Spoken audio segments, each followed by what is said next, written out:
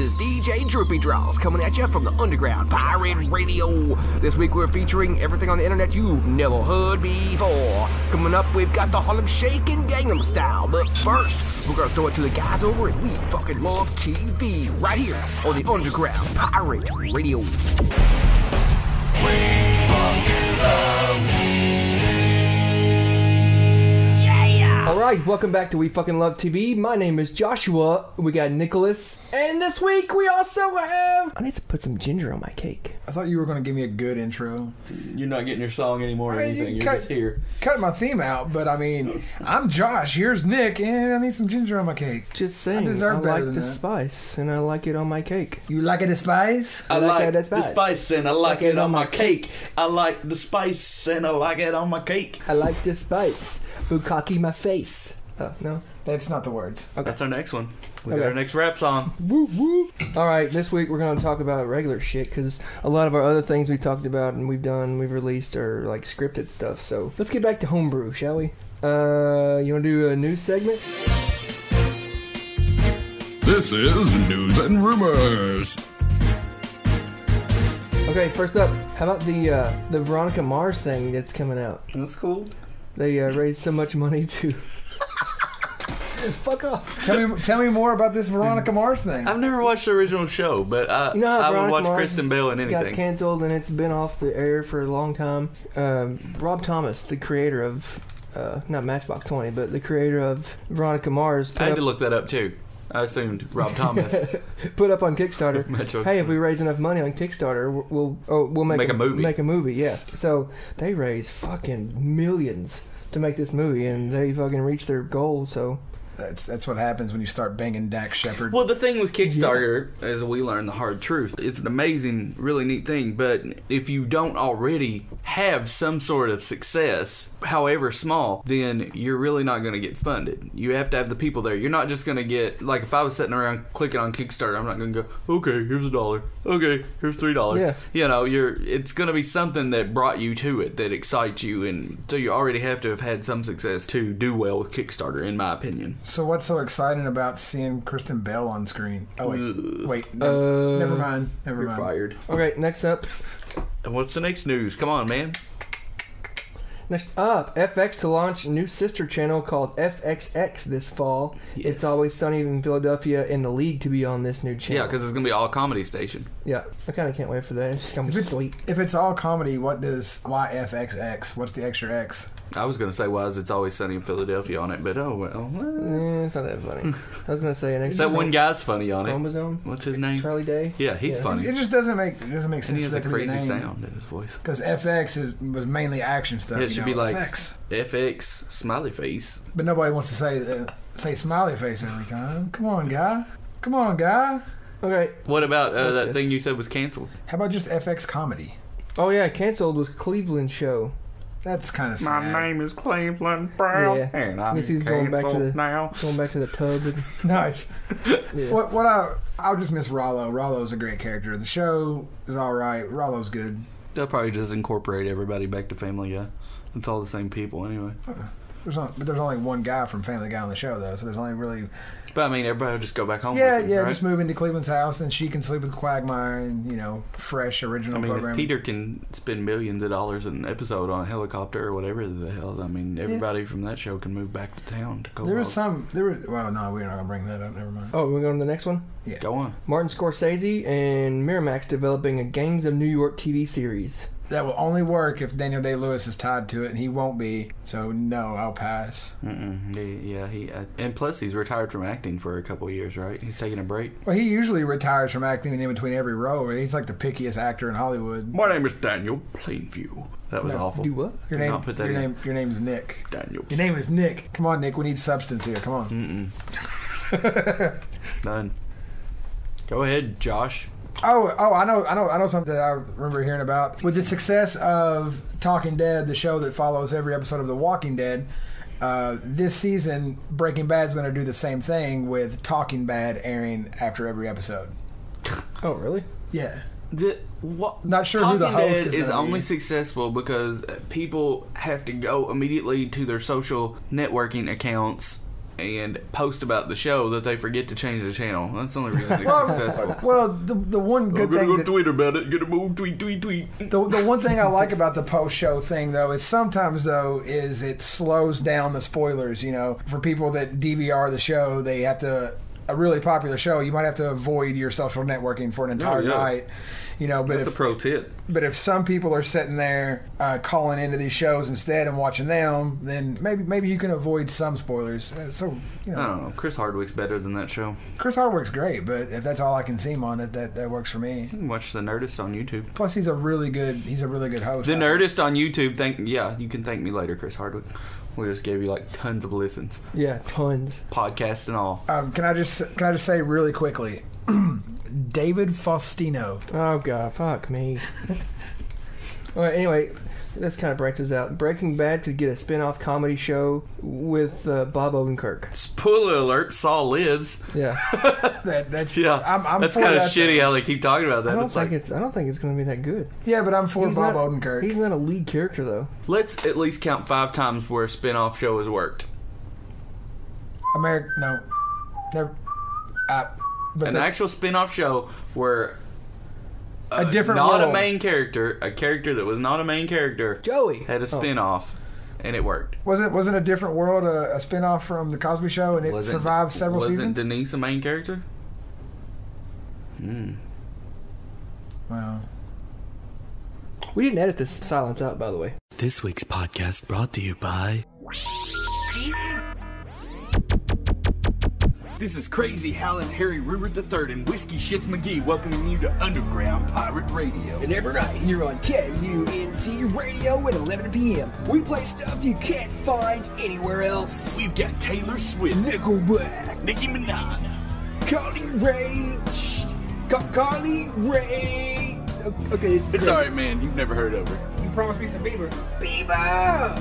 Be our 4th caller right now and we'll come to your house and punch you in the ear 7 times. Bieber! Coming up after the break with the triple dipple play. Kelly Clarkson, Maroon 5, and One Direction. That's right, you ain't heard this shit anywhere right here on KUNT Underground Pirate Radio. Wow, wow, wow! Bieber!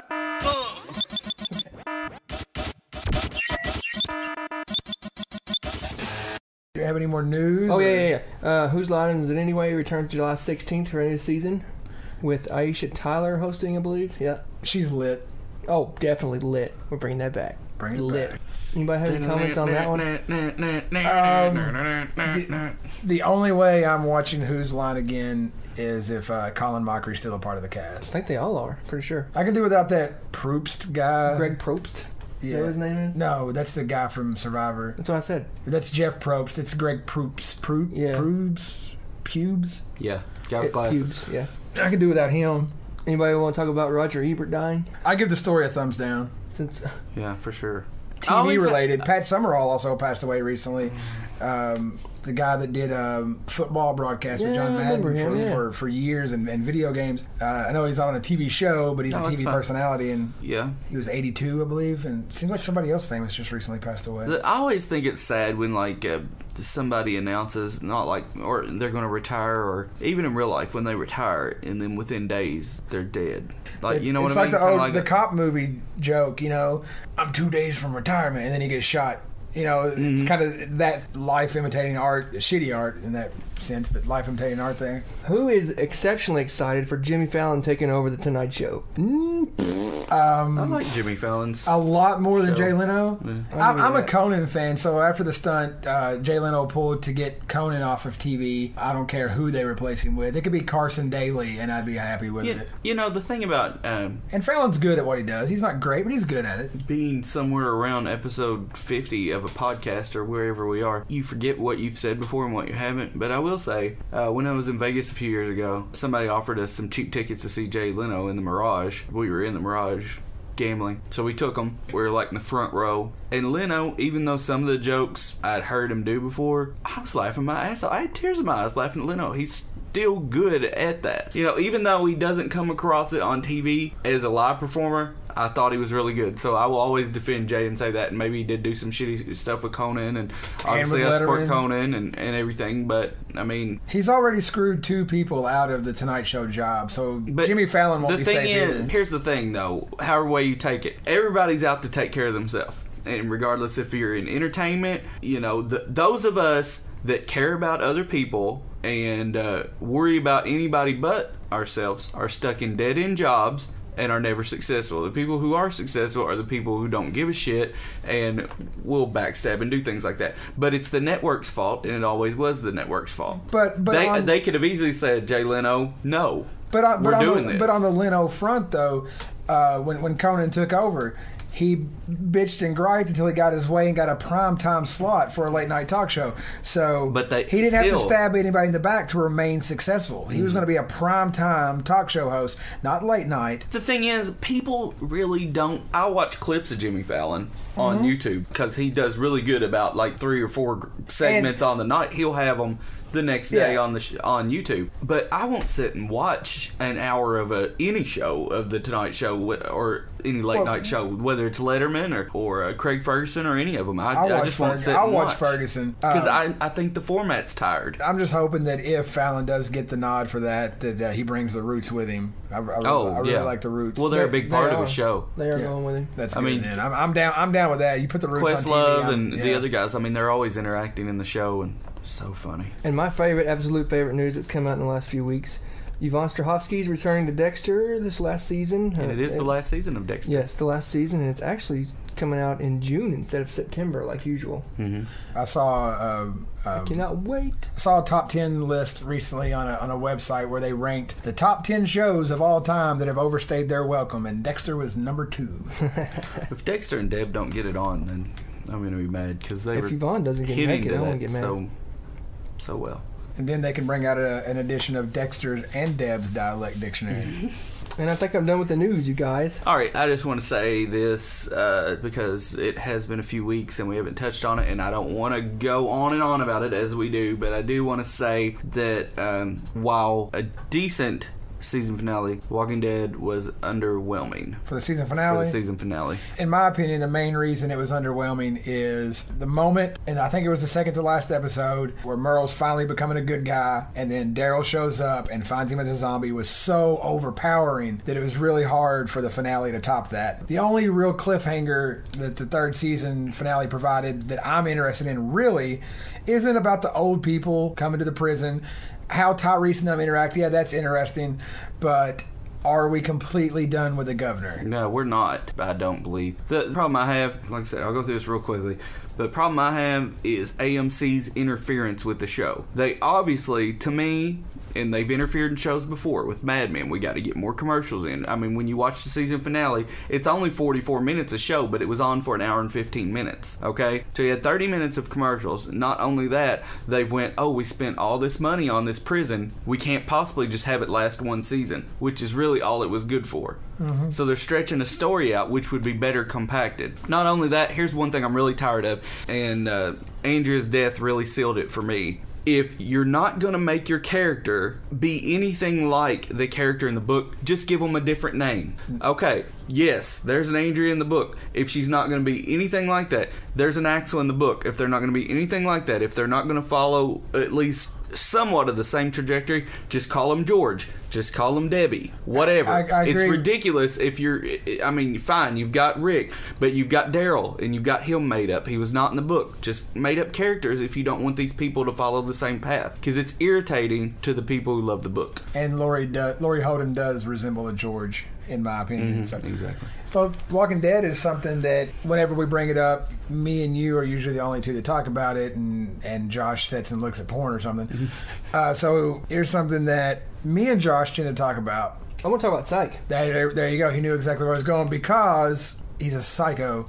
So psychic. That's what the fans are. They're psychos. So he knew where I was going with this. And once again, don't know when this is going to come up and how far into the season it's going to be, but I've watched every episode of every season of Psych. I've watched most of them 5, 6, 7 times.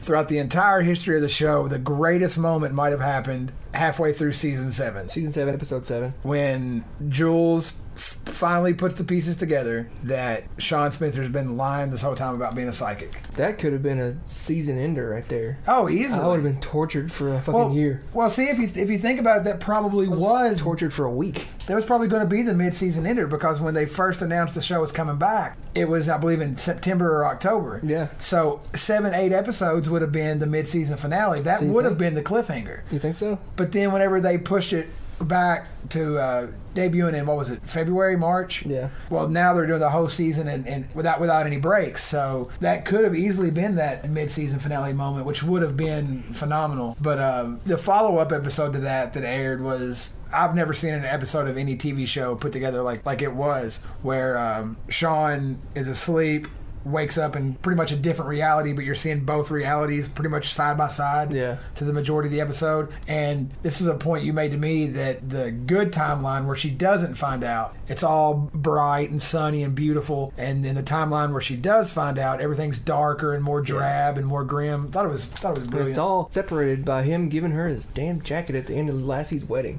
Yeah, Lassie gets married and she's cold, so he gives her his jacket. I still think she's pregnant in that scene. Yeah, I agree with you. She was too antsy for that shit. She had to eat that cake and she's freezing. Yeah. So he puts his coat around her, goes off to get her something to drink. She puts her hand in his pocket and finds some evidence that, wait a minute, you said you psychically visioned this, but you had this in your pocket. You deduced that. You didn't psychically figure it out. And that's how she puts the pieces together. So now, where we're at in the season as it's airing, they're split up. They're not together anymore.